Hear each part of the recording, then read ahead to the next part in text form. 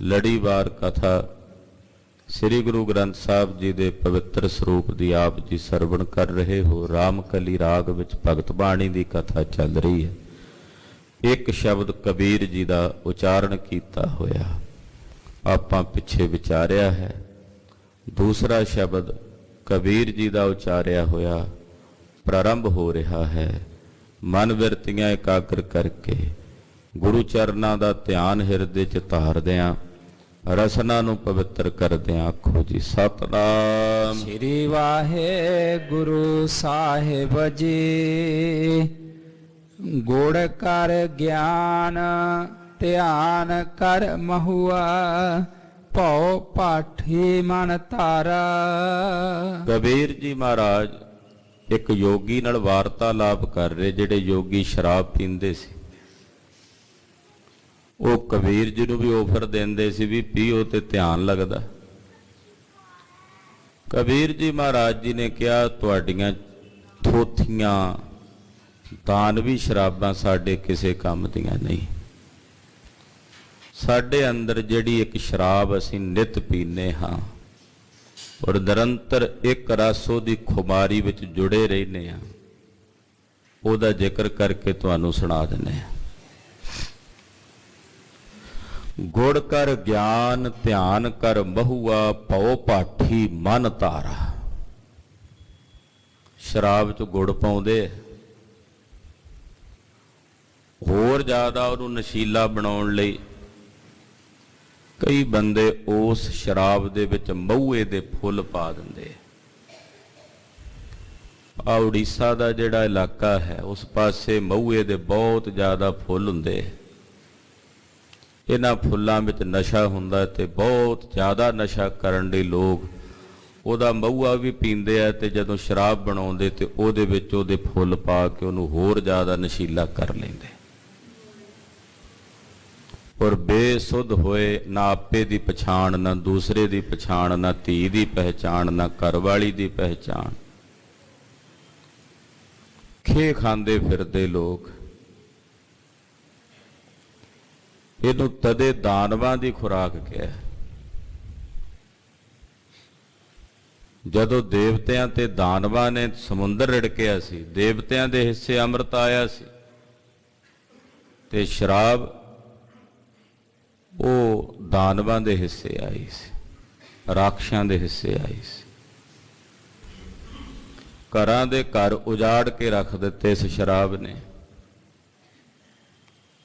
ਪਰ ਸਰਕਾਰਾਂ ਬੇਫਿਕਰੀਆਂ ਹੋ ਕੇ ਵੇਚਦੀਆਂ।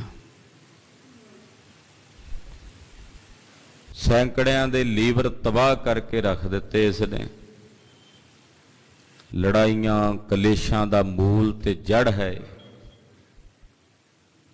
ਔਰ ਤੜਾ ਤੜ ਹਰ ਜਗ੍ਹਾ ਤੇ ਵਿਕਦੀ ਹੈ। ਕਿਉਂ? ਸਰਕਾਰ ਕਹਿੰਦੀ ਕਿ ਸਾਨੂੰ ਇਹਦੇ ਤੋਂ ਪੈਸਾ ਆਉਂਦਾ। ਲੋਕਾਂ ਦੀਆਂ ਸਿਹਤਾਂ ਨਾਲ ਖਿਲਵਾੜ ਕਰਕੇ, ਘਰਾਂ ਦੇ ਵਿੱਚ ਕਲੇਸ਼ ਪੈਦਾ ਕਰਕੇ ਸਰਕਾਰਾਂ ਨੂੰ ਉਹਦਾ ਪੈਸਾ ਆਉਂਦਾ। ਵਾੜਾਂ ਖੇਤ ਨੂੰ ਖਾ ਰਹੀਆਂ ਨੇ। ਰਾਜੇ ਪਾਪ ਕਮਾਉਂਦੇ ਉਲਟੀ ਵਾੜ ਖੇਤ ਕੋ ਖਾਈ। ਵਾੜਾਂ ਖੇਤਾਂ ਨੂੰ ਤਬਾਹ ਕਰ ਰਹੀਆਂ ਨੇ, ਨਸਲਾਂ ਨੂੰ ਤਬਾਹ ਕਰ ਰਹੀਆਂ ਨੇ। ਗਰੀਬ ਨਵਾਜ ਪਾਤਸ਼ਾਹ ਜੀ ਕਹਿੰਦੇ, ਜੋ ਬ੍ਰਹਮ ਗਿਆਨ ਹੈ ਗੁੜ ਕਰ ਗਿਆਨ। ਬ੍ਰਹਮ ਗਿਆਨ ਰੂਪੀ ਜਿਹੜੀ ਬਿਰਤੀ ਬ੍ਰਹਮ ਗਿਆਨ 'ਚ ਸਾਡੀ ਟਿਕ ਗਈ ਹੈ, ਇਹ ਅਸੀਂ ਗੁੜ ਗ੍ਰਹਿਣ ਕੀਤਾ। ਗੁੜ ਕਰ ਗਿਆਨ, ਬ੍ਰਹਮ ਗਿਆਨ ਦੇ ਵਿੱਚ ਬਿਰਤੀ ਨੂੰ ਟਿਕਾਣਾ, ਬ੍ਰਹਮ ਗਿਆਨਮਈ ਬਿਰਤੀ ਨੂੰ ਕਰ ਲੈਣਾ, ਇਹ ਗੁੜ ਹੈ। ਔਰ ਉਸ ਬ੍ਰਹਮ ਗਿਆਨ ਵਿੱਚ ਆਪਣੇ ਧਿਆਨ ਨੂੰ ਹਰ ਵੇਲੇ ਨਿਰੰਤਰ ਇੱਕ ਰਸ ਜੋੜ ਕੇ ਰੱਖਣਾ, ਇਹ ਮਹੂਏ ਦੇ ਫੁੱਲ ਪਾ ਲਏ ਨੇ ਅਸੀਂ ਵਿੱਚ। ਗੁੜ ਕਰ ਗਿਆਨ ਧਿਆਨ ਕਰ ਮਹੂਆ, ਇਹ ਮਹੂਏ ਦੇ ਫੁੱਲ ਅਸੀਂ ਵਿੱਚ ਪਾ ਦਿੱਤੇ ਨੇ ਵੀ ਇਹਦਾ ਹੋਰ ਸਰੂਰ ਬਣਿਆ ਰਹੇ, ਹੋਰ ਰਸ ਬਣਿਆ ਰਹੇ ਕਿ ਹਰ ਵੇਲੇ ਬ੍ਰਹਮਾਕਾਰ ਬਿਰਤੀ ਵਿੱਚ ਹੀ ਧਿਆਨ ਦਾ ਜੁੜਿਆ ਰਹਿਣਾ। ਧਿਆਨ ਉੱਥੇ ਹੀ ਕੇਂਦਰਿਤ ਰਹਿਣਾ, ਕਿੱਥੇ ਜਿੱਥੇ ਬ੍ਰਹਮ ਗਿਆਨ ਹੈ। ਉਹਦੇ ਵਿੱਚ ਸੁਰਤ ਦਾ ਟਿਕਿਆ ਰਹਿਣਾ, ਧਿਆਨ ਦਾ ਜੁੜਿਆ ਰਹਿਣਾ, ਇਹ ਮਹੂਏ ਦੇ ਫੁੱਲ ਨੇ। ਫਿਰ ਪਰਮੇਸ਼ਰ ਦਾ ਡਰ ਰੱਖਣਾ ਹਿਰਦੇ 'ਚ, ਭਉ ਰੱਖਣਾ, ਉਹਦਾ ਖੌਫ ਰੱਖਣਾ, ਰੱਬ ਦਾ ਭੈ ਰੱਖਣਾ। ਕਹਿੰਦੇ ਇਹ ਭੱਠੀ ਹੈ ਜਿਹੜੀ ਅਸੀਂ ਆਪਣੇ ਅੰਦਰ ਲਾਈ ਹੋਈ ਹੈ। ਇਹ ਭੱਠੀ ਹੈ, ਭਉ ਪਾਠੀ ਮਨ ਧਾਰਾ, ਮਨ ਵਿੱਚ ਜਿਹੜਾ ਉਹਦਾ ਡਰ ਧਾਰਿਆ ਹੋਇਆ, ਇਹ ਭੱਠੀ ਹੈ ਜਿਹਦੇ ਵਿੱਚ ਅਸੀਂ ਬ੍ਰਹਮ ਗਿਆਨ ਰੂਪੀ ਗੁੜ ਪਾਇਆ ਹੋਇਆ, ਔਰ ਉਸ ਬ੍ਰਹਮ ਗਿਆਨ ਵਿੱਚ ਧਿਆਨ ਜੋੜਨਾ, ਉਹ ਧਿਆਨ ਰੂਪੀ ਮਹੂਏ ਦੇ ਫੁੱਲ ਪਾਏ ਹੋਏ ਨੇ। ਸੁਖ ਮਨ ਨਾਰੀ ਸਹਿਜ ਸਮਾਨੀ, ਪੀਵੈ ਪੀਵਨ ਹਾਰਾ। ਔਰ ਯੋਗੀ ਲੋਕ ਕੀ ਕਰਦੇ ਸੀ, ਸੁਖਮਨਾ ਨਾੜੀ ਜਿਹੜੀ ਹੁੰਦੀ ਉਹਦੇ 'ਚ ਆਪਣੇ ਸਵਾਸ ਟਿਕਾ ਲੈਂਦੇ, ਉਹਦੇ 'ਚ ਮਨ ਟਿਕਾ ਲੈਂਦੇ। ਕਹਿੰਦੇ ਅਸੀਂ ਜਿਹੜੀ ਭਗਤੀ ਰੂਪੀ ਸੁਖਮਨਾ ਨਾੜੀ ਹੈ ਉਹਦੇ ਵਿੱਚ ਆਪਣੇ ਮਨ ਨੂੰ ਟਿਕਾ ਲਿਆ, ਸੁਰਤ ਨੂੰ ਟਿਕਾ ਲਿਆ, ਬਿਰਤੀ ਨੂੰ ਟਿਕਾ ਲਿਆ, ਔਰ ਪੀਵਨ ਹਾਰੇ ਹੋ ਕੇ ਇਸ ਨਾਮ ਅੰਮ੍ਰਿਤ ਰਸ ਨੂੰ, ਜਿਹੜਾ ਬ੍ਰਹਮ ਗਿਆਨ ਰੂਪੀ ਗੁੜ 'ਚੋਂ, ਧਿਆਨ ਰੂਪੀ ਮਹੂਏ ਦੇ ਫੁੱਲਾਂ 'ਚੋਂ, ਔਰ ਰੱਬ ਦੇ ਡਰ ਰੂਪੀ ਭੱਠੀ ਦੇ ਵਿੱਚੋਂ ਜਿਹੜਾ ਇਹ ਮਹਾਰਸ ਪੈਦਾ ਹੋ ਰਿਹਾ, ਉਸ ਮਹਾਰਸ ਨੂੰ ਅਸੀਂ ਪੀ ਰਹੇ ਹਾਂ, ਉਸ ਮਹਾਰਸ ਨੂੰ ਆਪਣੇ ਹਿਰਦੇ 'ਚ ਮਾਣ ਰਹੇ ਹਾਂ। ਔਧੂ ਮੇਰਾ ਮਨ ਮਤਵਾਰਾ। ਔਧੂ ਉਸ ਯੋਗੀ ਨਾਲ ਗੱਲ ਕਰ ਰਹੇ ਨੇ, ਉਹਨੂੰ ਅਵਧੂਤ ਕਹਿ ਕੇ ਸੰਬੋਧਨ ਕਰਦੇ ਕਬੀਰ ਜੀ। ਕਹਿੰਦੇ ਹੇ ਅਵਧੂਤ ਸੁਣ, ਮੇਰਾ ਮਨ ਹੁਣ ਮਤਵਾਲਾ ਹੋ ਗਿਆ ਇਸ ਰਸ 'ਚ, ਮੇਰਾ ਮਨ ਮਤਵਾਰਾ। ਜਿਵੇਂ ਸ਼ਰਾਬ ਪੀ ਕੇ ਬੰਦੇ ਮਸਤੇ ਹੋਏ ਫਿਰਦੇ, ਉਹਨਾਂ ਨੂੰ ਸੋਝੀ ਨਹੀਂ ਰਹਿੰਦੀ, ਸਾਨੂੰ ਸੰਸਾਰ ਦੀ ਕੋਈ ਸੋਝੀ ਨਹੀਂ। ਹੁਣ ਸਾਡਾ ਮਨ ਉਸ ਨਾਮ ਦੇ ਮਹਾਰਸ ਵਿੱਚ, ਅੰਮ੍ਰਿਤ ਰਸ ਵਿੱਚ ਮਤਵਾਲਾ ਹੋ ਗਿਆ ਹੈ ਜੀ।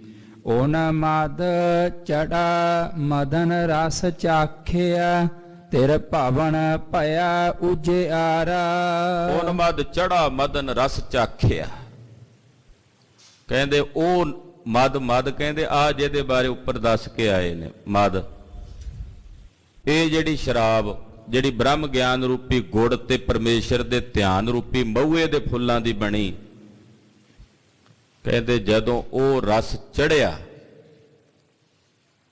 ਤਾਂ ਫਿਰ ਮਦਨ ਰਸ, ਮਦਨ ਦਾ ਮਤਲਬ ਵੈਸੇ ਮਦਨ ਦਾ ਅਰਥ ਕਾਮ ਵੀ ਹੁੰਦਾ ਹੈ, ਤੇ ਮਹਾਂਪੁਰਖਾਂ ਨੇ ਇਹਦਾ ਰਸ ਅਰਥ ਕੀਤਾ ਕਿ ਜਿਵੇਂ ਲੋਕ ਕਾਮ ਦਾ ਰਸ ਲੈਂਦੇ ਐ, ਕਹਿੰਦੇ ਸਾਡੇ ਵਾਸਤੇ ਇਹੀ ਕਾਮ ਦਾ ਰਸ ਹੈ ਕਿ ਸਾਨੂੰ ਇਹ ਰਸ ਆਉਣ ਲੱਗ ਪਿਆ ਪਰਮੇਸ਼ਰ ਦੇ ਭਜਨ ਦਾ, ਇਹਦੇ ਵਿੱਚੋਂ ਹੀ ਸਾਨੂੰ ਕਾਮ ਦੇ ਰਸ ਦੀ ਪ੍ਰਾਪਤੀ ਹੋ ਰਹੀ। ਦੂਸਰਾ ਅਰਥ ਮਦਨ ਦਾ ਨਿਛੇਦ ਕਰਕੇ ਨਾ, ਸੰਧੀ ਛੇਦ ਕਰਕੇ ਅਰਥ ਕਰਕੇ, ਮਦ ਨਾ, ਕਹਿੰਦੇ ਜਿਨ੍ਹਾਂ ਨੂੰ ਇਹ ਅੰਮ੍ਰਿਤ ਰਸ ਦਾ ਰਸ ਆ ਗਿਆ, ਉਹਨ ਮਨ ਵਿੱਚ ਇਸ ਅਵਸਥਾ 'ਚ ਟਿਕ ਗਿਆ ਮਨ, ਉਹਨਾਂ ਨੂੰ ਫਿਰ ਹੰਕਾਰ ਦਾ ਰਸ ਨਹੀਂ ਆਉਂਦਾ। ਮਦ ਨਾ, ਉਹ ਫਿਰ ਹੰਕਾਰ ਦੇ ਰਸ ਵਿੱਚ ਨਹੀਂ ਪ੍ਰਵਿਰਤ ਹੁੰਦੇ। ਤੇ ਜਿਨ੍ਹਾਂ ਨੇ ਇਸ ਰਸ ਨੂੰ ਚੱਖ ਲਿਆ, ਤੇਰੇ ਭਵਨ ਭਇਆ ਉਜਿਆਰਾ, ਉਹਨਾਂ ਨੂੰ ਤਿੰਨਾਂ ਭਵਨਾਂ ਦਾ ਗਿਆਨ ਹੋ ਜਾਂਦਾ, ਉਹਨਾਂ ਦੇ ਨੇਤਰਾਂ 'ਚ ਚਾਨਣਾ ਹੋ ਜਾਂਦਾ। ਤਿੰਨਾਂ ਭਵਨਾਂ ਵਿੱਚ ਫਿਰ ਅਕਾਲ ਪੁਰਖ ਵਾਹਿਗੁਰੂ ਪਰਮੇਸ਼ਰ ਦੀ ਜੋਤ ਹੀ ਤਿੰਨਾਂ ਨੂੰ ਨਜ਼ਰੀ ਆਉਂਦੀ ਹੈ, ਕਿ ਤਿੰਨਾਂ ਭਵਨਾਂ ਵਿੱਚ ਉਹ ਅਕਾਲ ਪੁਰਖ ਵਾਹਿਗੁਰੂ ਹੀ ਸਮਾਇਆ ਹੋਇਆ, ਉਸੇ ਦੀ ਜੋਤ ਸਭ ਦੇ ਵਿੱਚ ਵਰਤ ਰਹੀ ਹੈ। ਰਹਾਉ ਦੋਏ ਪੁਰ ਜੋਰ ਰਸਾਈ ਪਾਠੇ, ਪੀਉ ਮਹਾਰਸ ਭਾਰੀ। ਜਿਵੇਂ ਭੱਠੀ ਬਣਾਉਂਦੇ ਤੇ ਦੋ ਪੁੜ ਜੋੜ ਕੇ ਤੇ ਉਹਨੂੰ ਭੱਠੀ ਤਿਆਰ ਕਰਦੇ, ਦੋ ਹਿੱਸੇ ਉੱਤੇ ਥੱਲੇ ਬਣਾ ਕੇ ਭੱਠੀ ਬਣਾਉਂਦੇ। ਕਹਿੰਦੇ ਰਾਰਾ ਤੇ ਮੰਮਾ, ਇਹ ਦੋ ਅੱਖਰ ਜਿਹੜੇ ਨੇ, ਰਾਮ ਕਬੀਰ ਜੀ ਜਪਦੇ ਸੀ, ਉਹ ਰਾਮ ਰਾਮ ਦਾ ਜਾਪ ਜਪਦੇ ਸੀ। ਕਹਿੰਦੇ ਰਾਰਾ ਤੇ ਮੰਮਾ, ਇਹ ਜਿਹੜੇ ਦੋ ਅੱਖਰ ਨੇ, ਇਹ ਸਾਡੇ ਲਈ ਉਹ ਭੱਠੀ ਦੇ ਦੋ ਪੁੜ ਨੇ ਜਿਹੜੇ ਅਸੀਂ ਜੋੜ ਲਏ ਆ। ਤੇ ਆਪਾਂ ਵੀ ਦੋ ਹੀ ਨਿਛੇਦ ਕਰਕੇ, ਹੈ ਤਾਂ ਇਕੱਠਾ ਸ਼ਬਦ ਵਾਹਿਗੁਰੂ, ਪਰ ਜਪਦੇ ਆ ਵਾਹਿਗੁਰੂ ਵਾਹਿਗੁਰੂ, ਇਹ ਵੀ ਫਿਰ ਨਿਛੇਦ ਕਰ ਦਈਏ ਤੇ ਦੋ ਹੋ ਜਾਂਦੇ ਆ। ਸਾਡੇ ਵਾਸਤੇ ਜਿਹੜੇ ਇਹ ਦੋ ਅੱਖਰ ਨੇ, ਵਾਹਿਗੁਰੂ ਵਾਹਿਗੁਰੂ, ਗੁਰੂ ਕਹਿੰਦੇ ਇਹ ਸਾਡੇ ਲਈ ਦੋ ਪੁੜ ਜੋੜ ਕੇ ਅਸੀਂ ਇਹ ਭੱਠੀ ਰਸਾਈ, ਰਸਾਈ ਦਾ ਮਤਲਬ ਇਹ ਲਗਾਈ ਹੈ, ਇਹ ਭੱਠੀ ਮਚਾ ਦਿੱਤੀ ਹੈ, ਨਾਮ ਰੂਪੀ ਭੱਠੀ ਮਚਾ ਦਿੱਤੀ ਹੈ। ਇਹਦੇ ਵਿੱਚੋਂ ਪੀਓ ਮਹਾਰਸ ਭਾਰੀ, ਜਿਹੜੇ ਦੁਨੀਆ ਦੇ ਸਾਰੇ ਰਸਾਂ ਵਿੱਚੋਂ ਸਭ ਤੋਂ ਵੱਡਾ ਮਹਾਰਸ ਹੈ ਆਤਮ ਰਸ। ਕਹਿੰਦੇ ਉਸ ਆਤਮ ਰਸ ਨੂੰ ਹੁਣ ਅਸੀਂ ਪੀਂਦੇ ਹਾਂ, ਜੋ ਬੜਾ ਭਾਰੀ ਰਸ ਹੈ, ਜਿਸ ਰਸ ਵਰਗਾ ਦੁਨੀਆ ਦਾ ਕੋਈ ਰਸ ਨਹੀਂ, ਉਹ ਰਸ ਅਸੀਂ ਆਪਣੇ ਅੰਤਰਾਤਮੇ ਪੀਂਦੇ ਹਾਂ। ਕਾਮ ਕ੍ਰੋਧ ਦੋਇ ਕੀਏ ਜਲਤਾ, ਛੂਟ ਗਈ ਸੰਸਾਰੀ। ਕਬੀਰ ਜੀ ਮਹਾਰਾਜ ਜੀ ਕਹਿੰਦੇ ਭੱਠੀ ਲਾਣ ਲਈ ਥੱਲੇ ਬਾਲਣ ਵੀ ਬਾਲਣਾ ਪੈਂਦਾ ਹੈ। ਅਸੀਂ ਇਸ ਭੱਠੀ ਦੇ ਥੱਲੇ ਕਾਮ ਤੇ ਕ੍ਰੋਧ ਦੀਆਂ ਲੱਕੜੀਆਂ ਬਾਲੀਆਂ ਨੇ, ਇਹ ਬਾਲਣ ਬਾਲ ਰਹੇ ਹਾਂ, ਇਹ ਸੜ ਕੇ ਸੁਆਹ ਹੋ ਗਏ ਨੇ ਸਾਡੇ ਅੰਦਰ। ਜਦੋਂ ਕਾਮ ਤੇ ਕ੍ਰੋਧ ਸੜਦੇ ਨੇ, ਉਹਨਾਂ ਵਿੱਚੋਂ ਜਿਹੜੀ એનર્ਜੀ ਪੈਦਾ ਹੁੰਦੀ ਹੈ, ਜਦੋਂ ਕਾਮ ਤੇ ਕ੍ਰੋਧ ਨੂੰ ਬਸੋਲਾ ਬਣਾ ਕੇ ਕੰਟਰੋਲ 'ਚ ਕੀਤਾ ਜਾਂਦਾ ਹੈ, ਉਦੋਂ ਇੱਕ ਜਿਹੜੀ એનર્ਜੀ, ਜਿਹੜੀ ਊਰਜਾ ਕਾਮ ਤੇ ਕ੍ਰੋਧ ਵਿੱਚ ਖਤਮ ਹੁੰਦੀ ਹੈ। ਕਿਉਂਕਿ ਸਾਡੀ ਜਿਹੜੇ ਅੰਦਰ ਦੀ ਸ਼ਕਤੀ ਹੈ ਉਹ ਕਾਮ ਰਾਈ ਵੀ ਜਾ ਰਹੀ ਹੈ, ਕ੍ਰੋਧ ਰਾਈ ਵੀ ਜਾ ਰਹੀ ਹੈ। ਜਦੋਂ ਕਾਮ ਕ੍ਰੋਧ ਵੱਲ ਜਾਂਦੀ ਹੋਈ ਇਸ ਸ਼ਕਤੀ ਨੂੰ, એનર્ਜੀ ਨੂੰ ਰੋਕ ਲਾਂਗੇ, ਕਾਬੂ ਕਰ ਲਾਂਗੇ, ਤਾਂ ਉਹ ਫਿਰ ਪਰਮਾਰਥ ਵਾਲੇ ਪਾਸੇ ਨੂੰ ਤੁਰ ਪਏਗੀ। ਕਿਉਂਕਿ ਉਹ એનર્ਜੀ ਦਾ ਵਹਿਣ ਤਾਂ ਵਹਿੰਦਾ ਹੀ ਜਾਣਾ ਨਾ। ਜੇ ਕਾਮ ਕ੍ਰੋਧ ਵੱਲ ਲੈ ਕੇ ਜਾਓਗੇ ਉਧਰ ਚੱਲ ਪਏਗੀ, ਉਧਰੋਂ ਉਪਰਾਮ ਕਰਕੇ ਪਰਮਾਰਥ ਵੱਲ ਲੈ ਆਓ ਤੇ ਉਸ ਪਾਸੇ ਚੱਲ ਪਏਗੀ।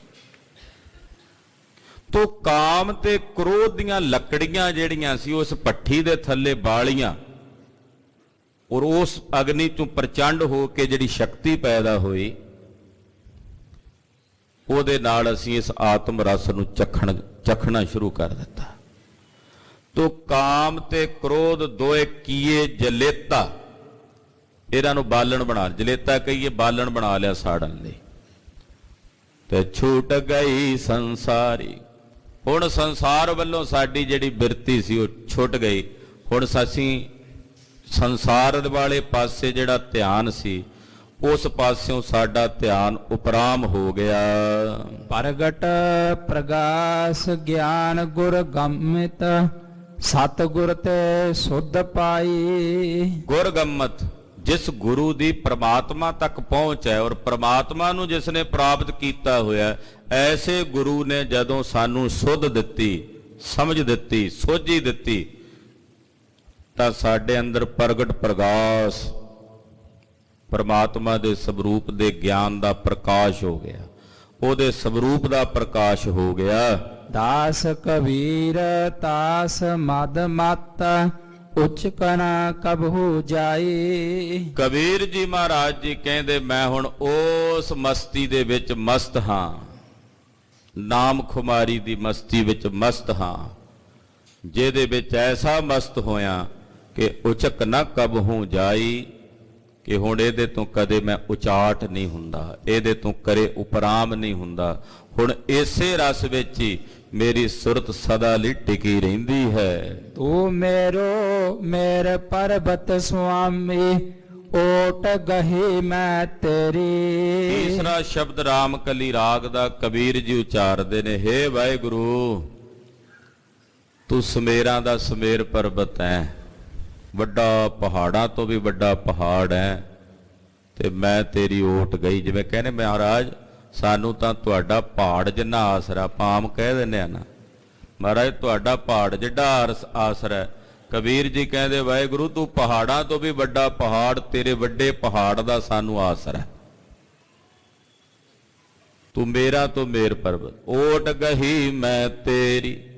ਮਹਾਰਾਜ ਜੀ ਮੈਂ ਤੁਹਾਡੀ ਓਟ ਗ੍ਰਹਿਣ ਕੀਤੀ, ਤੁਹਾਡਾ ਆਸਰਾ ਗ੍ਰਹਿਣ ਕੀਤਾ ਹੈ। ਨਾ ਤੁਮ ਡੋਲੋ ਨਾ ਹਮ ਗਿਰਤੇ, ਰੱਖ ਲੈਨੀ ਹਰ ਮੇਰੀ। ਹੁਣ ਪਹਾੜ ਥੋੜੀ ਡੋਲਦਾ ਹੁੰਦਾ, ਜਿੰਨੀ ਮਰਜ਼ੀ ਹਨੇਰੀ ਚੱਲੇ, ਜਿੰਨਾ ਮਰਜ਼ੀ ਝੱਖੜ ਚੱਲੇ, ਪਹਾੜ ਹਨੇਰੀਆਂ ਨਾਲ ਨਹੀਂ ਡੋਲਿਆ ਕਰਦੇ। ਇੱਕ ਛੋਟਾ ਜਿਹਾ ਵੱਡਾ ਪੱਥਰ 20-50 ਕਿਲੋ ਦਾ ਪਿਆ ਹੋਵੇ, ਹਵਾ ਨਾਲ ਤਾਂ ਉਹ ਨਹੀਂ ਹਿੱਲਦਾ, ਤੇ ਪਹਾੜ ਕਿੱਥੇ ਹਿੱਲੂ।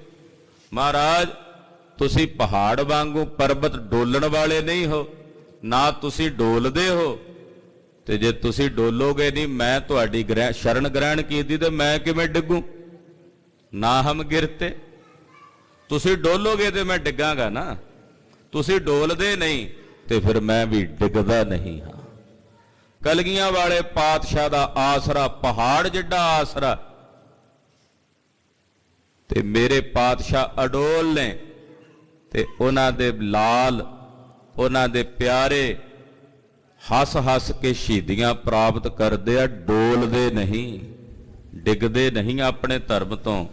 ਭਾਈ ਤਾਰੂ ਸਿੰਘ ਜੀ, ਭਾਈ ਸਹਬਾਜ ਸਿੰਘ ਜੀ, ਭਾਈ ਸੁਬੇਗ ਸਿੰਘ ਜੀ, ਉਹ ਡੋਲਦੇ ਨਹੀਂ ਹਨ। ਭਾਈ ਮਨੀ ਸਿੰਘ ਜੀ, ਮਹਾਰਾਜ ਤੁਸੀਂ ਪਹਾੜ ਹੋ, ਤੁਸੀਂ ਡੋਲਦੇ ਨਹੀਂ ਤੇ ਫਿਰ ਮੈਂ ਵੀ ਡਿੱਗਦਾ ਨਹੀਂ।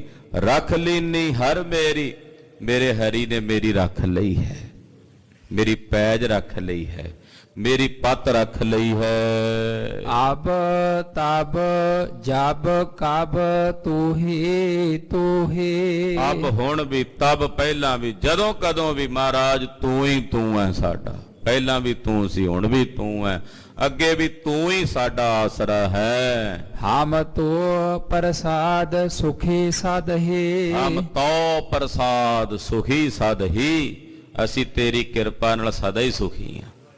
ਤੁਹਾਡੀ ਕਿਰਪਾ ਤੇ ਫਿਰ ਸਦਾ ਹੀ ਸੁਖੀ ਹਾਂ। ਰਹਾਉ ਤੋਰੇ ਪਰੋਸੇ ਮਗਹਰ ਬਸਿਓ, ਮੇਰੇ ਤਨ ਕੀ ਤਪਤ 부ਝਾਈ। ਕਬੀਰ ਜੀ ਮਹਾਰਾਜ ਨਾ ਇੱਕ ਵਾਰ ਬਨਾਰਸ ਵਿੱਚ ਜਦੋਂ ਉਹਨਾਂ ਨੇ ਸਰੀਰ ਤਿਆਗਣ ਦਾ ਸਮਾਂ ਨੇੜੇ ਆਇਆ ਤੇ ਪੰਡਤ ਕਹਿਣ ਲੱਗੇ ਵੀ ਤੁਹਾਨੂੰ ਨਾਮ ਜਪਣ ਦਾ ਕੀ ਫਾਇਦਾ, ਤੁਸੀਂ ਬਨਾਰਸ 'ਚ ਸਰੀਰ ਤਿਆਗੋਗੇ, ਇੱਥੇ ਜਿਹੜਾ ਮਰਦਾ ਉਦਾਂ ਹੀ ਮੁਕਤ ਹੋ ਜਾਂਦਾ, ਕਿ ਤੁਹਾਨੂੰ ਨਾਮ ਜਪੇ ਦਾ ਕੀ ਲਾਭ। ਕਬੀਰ ਜੀ ਕਹਿਣ ਲੱਗੇ ਅੱਛਾ ਫਿਰ ਮੈਂ ਬਨਾਰਸ 'ਚ ਸਰੀਰ ਤਿਆਗਾਂਗਾ ਹੀ ਨਹੀਂ, ਮੈਂ ਮਗਹਰ ਜਾ ਕੇ ਸਰੀਰ ਤਿਆਗਾਂਗਾ, ਜਿੱਥੇ ਸਰਾਪ ਹੈ ਕਿ ਜਿਹੜਾ ਮਗਹਰ ਵਿੱਚ ਸਰੀਰ ਤਿਆਗਦਾ ਉਹ ਨਰਕ ਨੂੰ ਜਾਂਦਾ। ਮਗਹਰ ਦੀ ਜਿਹੜੀ ਭੂਮੀ ਹੈ ਉਹਦੇ ਬਾਬਤ ਇਹ ਕਹਾਵਤ ਹੈ ਕਿ ਵੇਦ ਵਿਆਸ ਜੀ ਨੇ ਉਹਨੂੰ ਸਰਾਪ ਦੇ ਦਿੱਤਾ ਸੀ ਨਗਰ ਨੂੰ ਕਿ ਜਿਹੜਾ ਇੱਥੇ ਮਰੇਗਾ ਉਹ ਨਰਕ ਨੂੰ ਜਾਏਗਾ। ਤੋ ਕਬੀਰ ਜੀ ਕਹਿੰਦੇ ਅੱਛਾ ਫਿਰ ਮੈਂ ਹੁਣ ਮਗਹਰ ਹੀ ਜਾਵਾਂਗਾ। ਹੁਣ ਪਰਮੇਸ਼ਰ ਨੂੰ ਸੰਬੋਧਨ ਕਰਕੇ ਕਹਿੰਦੇ ਹੇ ਪ੍ਰਭੂ ਤੇਰੇ ਤੇ ਭਰੋਸਾ ਕਰਕੇ ਮੈਂ ਮਗਹਰ ਆ ਕੇ ਵਸ ਗਿਆ ਹਾਂ, ਔਰ ਇੱਥੇ ਜਦੋਂ ਮੈਂ ਵਸਿਆ ਮੇਰੇ ਤਨ ਕੀ ਤਪਤ 부ਝਾਈ, ਤੁਸਾਂ ਨੇ ਮੇਰੇ ਤੇ ਤਰਸ ਕੀਤਾ, ਮੇਰੇ ਸਰੀਰ ਦੇ ਵਿਕਾਰਾਂ ਦੀ ਜਿੰਨੀ ਤਪਸ਼ ਸੀ ਉਹ ਸਾਰੀ ਤਪਸ਼ ਤੁਸੀਂ ਕਿਰਪਾ ਕਰਕੇ ਬੁਝਾ ਦਿੱਤੀ ਹੈ, ਸ਼ਾਂਤ ਕਰ ਦਿੱਤੀ ਹੈ। ਪਹਿਲੇ ਦਰਸ਼ਨ ਮਗਹਰ ਪਾਇਓ, ਹੁਣ ਕਾਸੀ ਬਸੇ ਆਈ। ਕਹਿੰਦੇ ਪਹਿਲਾਂ ਮੈਂ ਮਗਹਰ ਦੀ ਭੂਮੀ ਤੇ ਤੇਰੇ ਦਰਸ਼ਨ ਪ੍ਰਾਪਤ ਕੀਤੇ, ਇਸੇ ਸਰਾਪੀ ਭੂਮੀ ਤੇ, ਫਿਰ ਮੈਂ ਬਾਅਦ ਚ ਕਾਂਸ਼ੀ ਚ ਆ ਕੇ ਵਸਿਆ ਸੀ ਤੇ ਕਾਂਸ਼ੀ ਤੋਂ ਹੁਣ ਮੁੜ ਫੇਰ ਇਸੇ ਮਗਹਰ ਦੀ ਭੂਮੀ ਤੇ ਆ ਵਸਿਆ ਹਾਂ। ਜੈਸਾ ਮਗਹਰ ਤੈਸੀ ਕਾਂਸੀ, ਹਮ ਏਕੈ ਕਰ ਜਾਨੀ। ਬ੍ਰਹਮ ਗਿਆਨੀ ਦੀ ਦ੍ਰਿਸ਼ਟੀ ਸਮਾਨ ਹੁੰਦੀ ਹੈ, ਉਹਦੇ ਲਈ ਦੁਸ਼ਮਣ ਤੇ ਮਿੱਤਰ ਇੱਕ ਬਰਾਬਰ ਹੁੰਦੇ ਆ। ਕਹਿੰਦੇ ਮੇਰੇ ਲਈ ਜਿਹੋ ਜੀ ਕਾਂਸ਼ੀ ਉਹੋ ਜੀ ਮਗਰ, ਮੈਨੂੰ ਤਾਂ ਕੋਈ ਫਰਕ ਨਹੀਂ ਦਿਸਦਾ ਵਾਹਿਗੁਰੂ, ਇਹ ਵੀ ਧਰਤੀ ਤੇਰੀ ਹੈ ਉਹ ਵੀ ਤੇਰੀ ਹੈ। ਜੇ ਸਾਰੀਆਂ ਧਰਤੀਆਂ ਤੇਰੀਆਂ ਹੀ ਨੇ ਤੇ ਮੈਂ ਕਿਵੇਂ ਕਹਾਂ ਵੀ ਮਗਹਰ ਵਿੱਚ ਫਰਕ ਹੈ ਤੇ ਕਾਂਸ਼ੀ ਵਿੱਚ ਫਰਕ ਹੈ। ਇਹਨੂੰ ਸਮਾਨ ਦ੍ਰਿਸ਼ਟੀ ਕਹਿੰਦੇ, ਬ੍ਰਹਮ ਗਿਆਨ ਦੀ ਦ੍ਰਿਸ਼ਟੀ। ਕਹਿੰਦੇ ਮੇਰੇ ਲਈ ਜਿਹੋ ਜਿਹਾ ਮਗਹਰ ਹੈ ਤੈਸੀ ਕਾਂਸੀ, ਉਹੋ ਜੀ ਕਾਂਸ਼ੀ ਇੱਕੋ ਕਰਕੇ ਮੈਂ ਜਾਣੀ ਹੈ। ਹਮ ਨਿਰਤਨ ਜਿਉ ਇਹੋ ਧਨ ਪਾਇਆ, ਮਰਤੇ ਫੂਟ ਗੁਮਾਨੀ। ਇਹ ਵਾਹਿਗੁਰੂ ਮੈਂ ਨਿਰਧਨ ਸੀ ਤੇ ਸਾਨੂੰ ਤੇਰੇ ਨਾਮ ਦਾ ਧਨ ਪ੍ਰਾਪਤ ਹੋ ਗਿਆ। ਬੜੇ ਬੜੇ ਗੁਮਾਨੀ ਤੇ ਹੰਕਾਰੀ ਆਪਣੇ ਹੰਕਾਰ 'ਚ ਹੀ ਫੁੱਟ ਜਾਂਦੇ ਨੇ, ਮੁੱਕ ਜਾਂਦੇ ਨੇ, ਮਰ ਜਾਂਦੇ ਨੇ, ਪਰ ਉਹ ਤੇਰੇ ਨਾਮ ਧਨ ਨੂੰ ਪ੍ਰਾਪਤ ਨਹੀਂ ਕਰ ਪਾਉਂਦੇ। ਕਰੈ ਗੁਮਾਨ ਚੁਪ ਹੈ ਤਿਸ ਸੂਲ, ਕੋ ਕਾਢਨ ਕੋ ਨਾਹੀ। ਮਹਾਰਾਜ ਜੀ ਕਹਿੰਦੇ ਜਿਹੜੇ ਗੁਮਾਨ ਕਰਦੇ ਨਾ ਹੰਕਾਰੇ ਹੋਏ, ਉਹਨਾਂ ਨੂੰ ਸੂਲਾਂ ਚੁੱਭਦੀਆਂ ਨੇ ਹੰਕਾਰ ਦੀਆਂ, ਔਰ ਉਹ ਹੰਕਾਰ ਦੀਆਂ ਸੂਲਾਂ ਉਹਨਾਂ ਦੇ ਕੋਈ ਕੱਢ ਨਹੀਂ ਸਕਦਾ। ਜਿਵੇਂ ਪੈਰ 'ਚ ਪੁਰਾਣੇ ਸਮਿਆਂ 'ਚ ਸੂਲ ਖੁੱਭ ਜੇ, ਕੰਡਾ ਖੁੱਭ ਜੇ, ਤੋਂ ਕੱਢਿਆ ਜਾਂਦਾ ਸੀ। ਕਹਿੰਦੇ ਜਿਨ੍ਹਾਂ ਨੂੰ ਹੰਕਾਰ ਦੀਆਂ ਸੂਲਾਂ ਚੁੱਭਦੀਆਂ ਨੇ ਵਾਹਿਗੁਰੂ, ਉਹਨਾਂ ਦੀਆਂ ਉਹਨਾਂ ਸੂਲਾਂ ਨੂੰ ਕੱਢਣ ਵਾਲਾ ਕੋਈ ਨਹੀਂ ਆਉਂਦਾ ਉਹਨਾਂ ਦੇ ਪਾਸ। ਅਜੈ ਸੋ ਚੋਭ ਕੋ ਬਿਲਲ ਬਿਲਾਤੇ ਨਰਕੇ ਘੋਰ ਪਚਾਹੀ। ਹਾਲੇ ਤੱਕ ਵੀ ਉਹਨਾਂ ਦੇ ਅੰਦਰ ਉਹ ਹੰਕਾਰ ਤੇ ਗੁਮਾਨ ਦੀਆਂ ਸੂਲਾਂ ਚੁੱਭ ਰਹੀਆਂ ਨੇ, ਜੁਗਾਂ ਜੁਗਾਂਤਰਾਂ ਤੋਂ ਚੱਲ ਰਹੀਆਂ ਨੇ, ਹੁਣ ਤਾਈਂ ਵੀ ਚੁੱਭ ਰਹੀਆਂ ਨੇ। ਉਹ ਵਿਰਲਾਪ ਕਰਦੇ ਨੇ, ਔਰ ਵਿਰਲਾਪ ਕਰਕੇ ਘੋਰ ਨਰਕਾਂ ਵਿੱਚ ਪਚਦੇ ਨੇ, ਜਾਂਦੇ ਨੇ।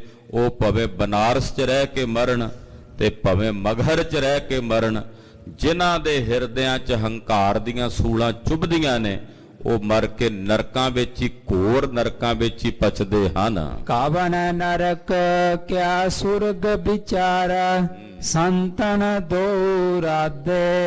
ਇਹ ਗੱਲ ਸਵਰਗ ਨਰਕ ਦੀ ਕਹਿੰਦੇ ਮੈਂ ਦੋਵੇਂ ਹੀ ਰੱਦ ਕਰ ਦਿੱਤੇ ਆ। ਮੇਰੇ ਲਈ ਕਿਆ ਨਰਕ ਤੇ ਕਿਆ ਸਵਰਗ, ਦੋਵੇਂ ਇੱਕ ਸਮਾਨ ਦ੍ਰਿਸ਼ਟੀ 'ਚ ਆ ਗਏ ਨਾ। ਮੈਨੂੰ ਹੁਣ ਨਰਕ ਸੁਰਗ ਦਾ ਭੇਦ ਨਹੀਂ ਰਿਹਾ, ਭਾਵ ਮੈਂ ਦੋਨਾਂ ਨੂੰ ਰੱਦ ਕਰ ਦਿੱਤਾ। ਨਾ ਮੈਂ ਨਰਕ 'ਚ ਜਾਣਾ ਕਿਉਂਕਿ ਤੇਰੇ ਭਜਨ ਦੇ ਵਿੱਚ ਮੇਰੀ ਸੁਰਤ ਟਿਕੀ ਹੋਈ, ਤੇ ਤੇਰੇ ਭਜਨ ਕਰਨ ਵਾਲੇ ਨਰਕਾਂ 'ਚ ਨਹੀਂ ਜਾਂਦੇ। ਤੇ ਸਵਰਗ ਦੀ ਮੈਨੂੰ ਇੱਛਾ ਹੀ ਕੋਈ ਨਹੀਂ। ਮੈਂ ਚਾਹੁੰਦਾ ਹਾਂ ਤੇਰੇ ਸਰੂਪ ਵਿੱਚ ਇੱਕਮਿਕ ਹੋਣਾ, ਤੇਰੇ ਸਰੂਪ ਵਿੱਚ ਅਭੇਦ ਹੋਣਾ।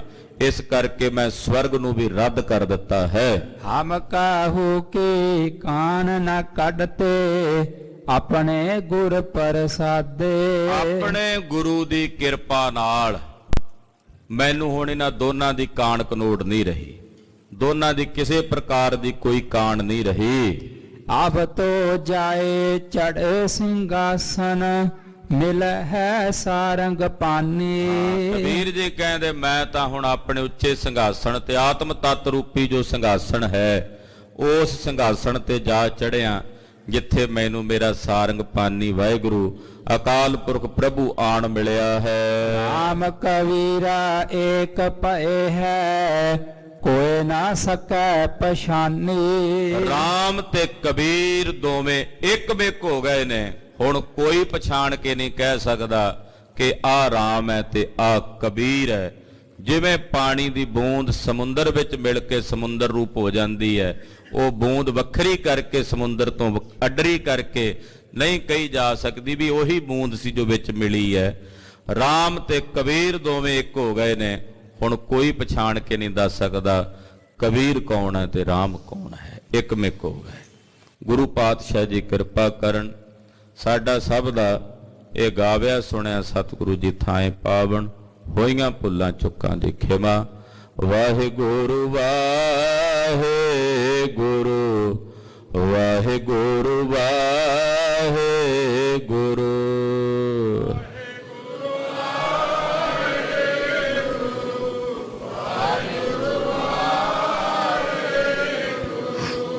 ਵਾਹਿਗੁਰੂ ਵਾਹਿਗੁਰੂ ਵਾਹਿਗੁਰੂ ਵਾਹਿਗੁਰੂ।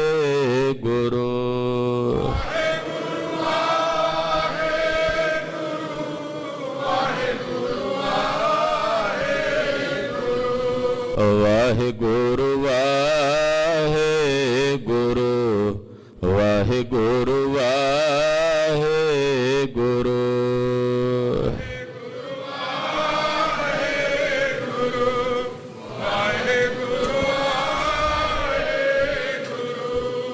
ਵਾਹਿਗੁਰੂ ਵਾਹਿਗੁਰੂ ਵਾਹਿਗੁਰੂ ਵਾਹਿਗੁਰੂ।